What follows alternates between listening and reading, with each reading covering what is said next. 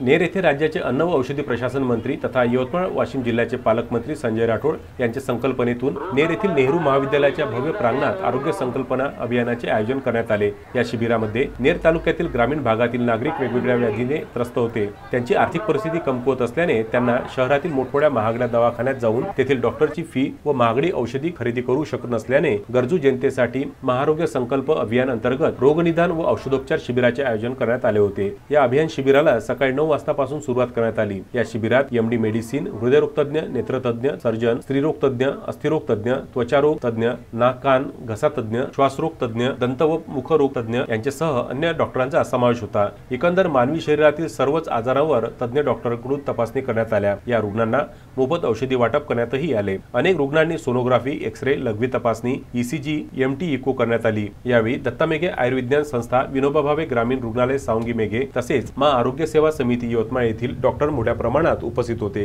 कार्यक्रमाच्या यशस्वी करता कृषी उत्पन्न बाजार समितीचे अध्यक्ष भाऊराव ढवळे, राजू ढोमणे, इंद्रजित चव्हाण, वैशाली मासाळ, मनोज नाल्ले, रत्ना मिसळे, अर्चना इसाळकर, राजू खोडके, मयूर काळे, मिलिंद चिरडे, रुपाली शिंदे, सरिता सुने, अर्चना वासनिक, रश्मी पेटकर, वनिता मिसळे, नेर तालुका केमिस्ट अँड ड्रगिस्टचे पदाधिकारी, शिवसेना शिंदे गटाचे कार्यकर्ते यांनी अथक परिश्रम घेतले।